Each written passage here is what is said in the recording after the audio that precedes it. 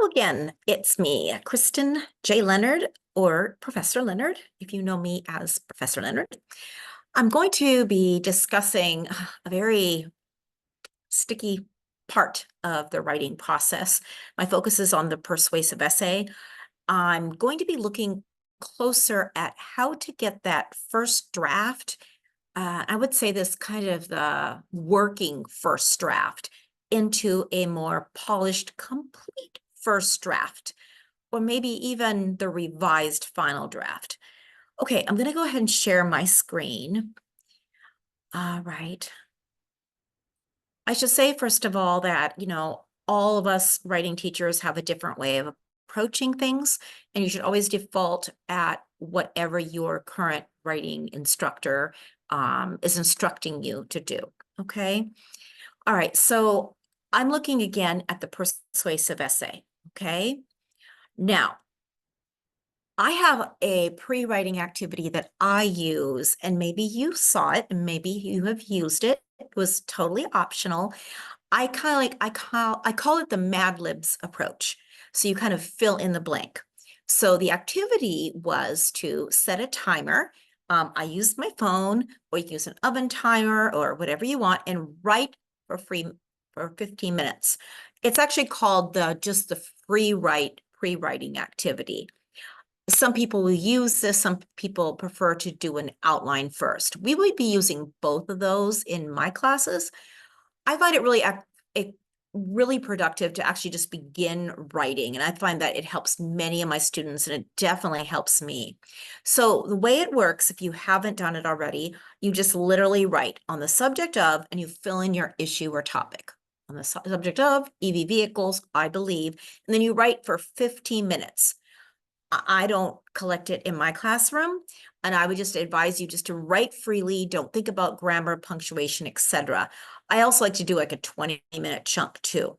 Then when you're done, you reset your timer and you write for 15 minutes on what the naysayers might say or how they would counter you. So for example, you write this sentence on the subject of, and then you fill in your topic, EV vehicles. Others would disagree because, so if you did this, use this in my class, or if you did this just, for whatever, you will have an idea at least on where you're going or what direction. You'll understand where you stand on that topic or issue. Now, the other challenge in academic writing is to find experts, or we call it evidence, to back up your claim. So whether or not you realize it, you've actually made a claim when you say, I believe that EV vehicles are the future of our world. That is actually a claim. So you need to take that claim and support it with some sort of evidence. In rhetoric, we would say you're going to use ethos, pathos, logos. You're going to use something to convince your readers to come to your way of thinking, or if not come to your way of thinking, understand you. So I would suggest you take a piece of paper and maybe just literally write down in bullet points, point one, then my point, whatever your point might be. EV vehicles are don't pollute, and then that would be your point. Then what's your evidence? So at this point, you have articles that you've read. Maybe they're online, or maybe they're a stack and you've marked them up. And at that point, you can write down the evidence that would support that first point. So what would back up that first, that claim you're making? What's that point? The second one also. So you do it in a linear fashion. You just go down the list and say, what are the points? And look back at what you wrote in that free writing activity.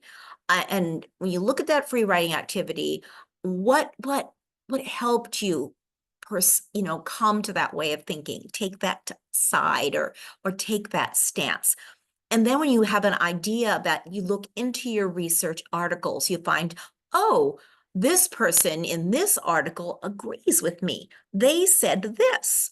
And somebody else agrees me. Oh, here's the data. I have data to back it up. So you're just gathering information. So you're doing something. You can use this as a Word document. We could do it in jotting down notes. It doesn't matter. So you do the same thing with the other side. So on that pre-writing activity, my Mad Libs pre-writing activity, where you had others or the naysayers believe, you probably already had an idea of what the other side was. If you don't, it's not a big deal. It's just something to generate ideas. But in doing your research, you will undoubtedly, if your topic in issue was debatable. So if you had two sides to that topic or issue, okay? EV vehicles are a benefit for the environment. EV vehicles have issues that need to be worked out before they can be a benefit to the environment or whatever. And you can make that even deeper. You can make it, it doesn't need to be as general. You would find a reason to support it, but it is a claim. We are pro EV vehicles. We are against EV vehicles. It's that simple. And you would kind of narrow down the reasons why as you dig deeper into research. So we have the others, the naysayers. Again, you're gathering ideas, you're gathering points to support what the naysayers believe. Why do people think differently than you do on that issue or topic? So you would gather that together. What evidence can you bring from your research? And again, research means reading articles, watching videos, watching interviews, compiling information, becoming an expert in the topic. So you would go ahead and gather, maybe you have a quote that you highlighted somewhere. You can go ahead and put that in here, okay? You can make this a working Word doc on your computer, copying and pasting your direct quote, your data, or wherever you find, or you can go ahead and make a notepad, whatever works from you. There also is some, OneNote, and there are similar different web sites and web documents you can use. Then I would suggest, I really like doing an essay outline when I'm smack in the middle of a rough draft. This helps me, and on the other hand, an essay outline at the beginning is also very productive, okay? But so if you haven't yet done an outline, then I would suggest when you have a couple pages into it, right? Kind of go back and say, okay, what did I have here? What was my body paragraph doing? Okay, am I doing this and presenting my first point? And do I include evidence? Am I proving my opposition? So you can do this. You can prove your opposition's claims in every paragraph if you like, or you can prove your opposition's claims, or basically addressing the naysayer in a dedicated paragraph or two. It depends on what your instructor is advising you. As for myself, I am okay. Whatever feels organically the way it wants to take shape. What I mean by that is what feels natural, the most natural approach for you. So this is what we call a 5-paragraph essay, which basically includes an introduction, a conclusion, and a body paragraph, body paragraph, body paragraph. If you assume that every paragraph is approximately half a page, this format would work really well if you were writing 1, 2, and 2.5 pages, approximately. If the essay requirement is longer, then obviously you would write more and you can expand on one body paragraph. You could have maybe one of your points could take up 2 paragraphs. So I was going to talk about the benefits of EV vehicles and the environment. Maybe I want to include 2 paragraphs instead of 1. Okay. Next we have the thesis statement. So the thesis statement, we're going to spend more time on this, often back and forth, and I'll make another video on it. But at this point, it's a great idea if you look at if you wrote a thesis statement in that introduction paragraph. Often it's really hard to even create a thesis statement unless we know what we're writing or we know enough about the topic. So I would tell you to take a deep breath and just understand that the thesis statement is going to evolve throughout the research paper. okay? But you should be touching base with it. You should be thinking about it in that first draft when you slap it on that in that first couple pages. You should be looking at it now. Hopefully, in the first draft, you've already generated a page or two and you have an idea of where you're going. Look at it and say, okay, what is my thesis about? So in an argumentative thesis statement, again, I use the word argumentative essay. It's synonymous with a personal, persuasive essay or a personal position paper. It basically involves you taking a stance on an issue or, arguing for something, making a claim, but it's the same idea. So basically, you're going to state your topic. Right here, we have a sample. My topic would be technology. You're going to state your position on the topic. Technology has decreased our level of connectedness to others. And then you're going to include the reasons. And again, the reasons will be something that you're going to be addressing throughout your essay. So basically, that's going to be what you're going to bring evidence to prove, okay?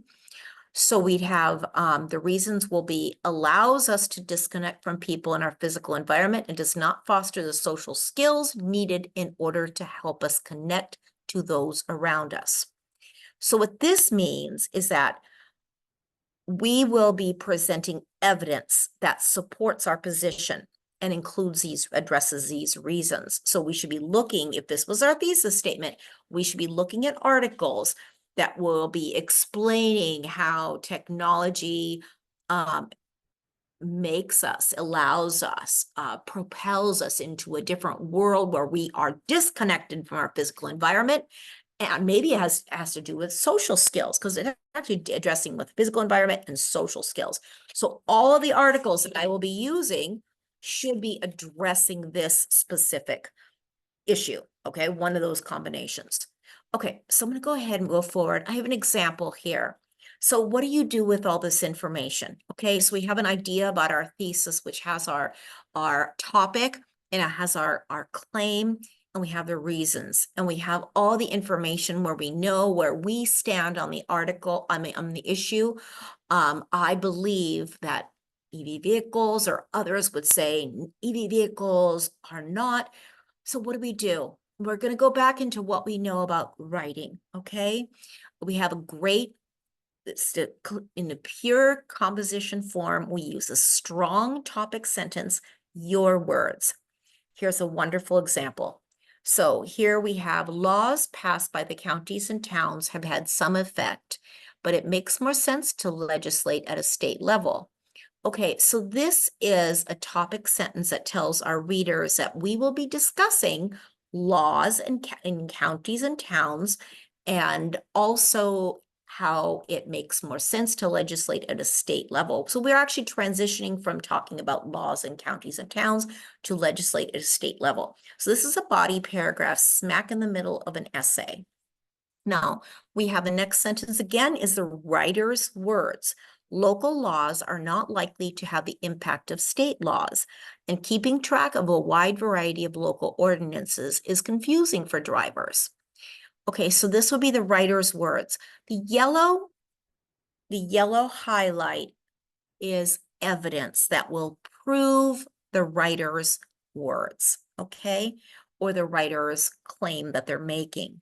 Here we have, again, this is the expert, the evidence that we're bringing to the table. This is specifically a direct quote. Note the quotation marks and note the MLA citation. Even a spokesperson for Verizon Wireless has said that statewide bans are preferable to a crazy patchwork quilt of ordinances. Okay, quoted in Honesty A8. That's actually an indirect quote, and I will go over that in future essay and MLA work. But regarding this, imagine the ethos or the authority this brings. The writer can bring the words of somebody that is talking on behalf of Verizon Wireless, talking about statewide bans. Unfortunately, although a number of bills have been introduced to state legislatures, as of early 2001, no state law seriously restricting use of phones had passed, largely because of effective lobbying from the wireless industries. So right there, we have gone back to the writer's words. So in this example of a paragraph, we have back to that paragraph sandwich. We have the writer's words, that's the part that's not highlighted. We have the yellow, which is the highlighted, which is the expert, okay, the quote. Then we wrap it up with the writer's words. So your words are primary in this essay, but you have the experts there to add authority, or we would call that ethos, okay? Lastly, we have the same approach. I kind of cut this off in a weird position, but you can see the very first sentence here, the first topic sentence. Despite the claims of some lobbyists, tough laws explain phone use can make our roads safer. So have it kind of blocking out part of it. But you'll see the blue is another source here. In Japan, for example, accidents linked to cell phones fell by 75% just a month after the country prohibited a handheld phone, prohibited using a handheld phone while driving. Okay, so the point was not to show you the whole quote. The point is to show you the style. We have topic, sentence, your words, and we have followed quote where you bring in your expert. If you think of it this way, you're always, you make a claim or make a statement, and then you're bringing your expert to back you up. Okay, this is academic writing and academic persuasive writing.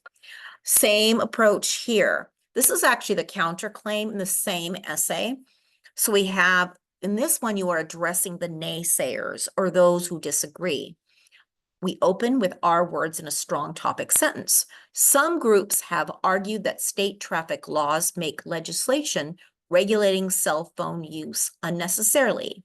Note, you can actually take that pre-writing activity where I had the I believe, and then the next was the other side. Others disagree. They believe. You can literally take that and put that here. Others disagree that EV vehicles are beneficial, period. They assert, or they state, or they think, or whatever. But the same thing, you can use that same template right here to get you going into that counterclaim. So we're in the same, we have 1, 2, there are 3 sentences right here of the writer's words. Then they bring in their experts, okay? For example, although the midshipman mentioned earlier was charged with vehicular manslaughter for the deaths of blah, blah, blah, and you'll see right here, we know this source, this information, this evidence comes from Leighton C1. Now we have the writer's words. Such a light sentence is not unusual. And then they bring another expert, the driver who killed Morgan Penna, and we have this in blue, and our source is Penna right here. And lastly, we have one more piece of evidence just to make sure that we understand. In Georgia, a young woman distracted by her phone, ran down and killed. So we have right here, Ippolito J1. The last sentence, we go right back to the writer's words. The families of the victims are understandably distressed by laws that lead to such light sentences. So this is basically the form that each paragraph that you're going to be writing in this essay is going to take. You're going to have open with your words in a strong topic sentence, and then develop that further, bring in your expert or your evidence. I use that word, synonymously. You're basically going to bring in it's going to be a direct quote. You're going to be talking about a fact or an incident or a description. You're going to use statistic data or whatever it is that will support your point. And then you're going to wrap it. You can use your words to go from one set of evidence or facts to the other, as this writer did. But then you wrap it up with your words. Okay, so Last but not least, this is my list of sources. Always include a works cited. This is not MLA format. In fact, this is actually just something that says sources that I put together so you know that I took this information, is open source from University of Arizona Global Campus. And Diana Hacker, this comes from Bedford, St. Martin's. It's a textbook that is, it's a great little sample that I like a lot. Anyway, I hope this answers any questions and maybe kind of calms any fears you have about developing that very first rough draft and developing it into a more complete rough draft, or basically the final draft, hopefully. All right, great. And I will see you soon. I'll be posting a video shortly on MLA. Besides that, have a great day.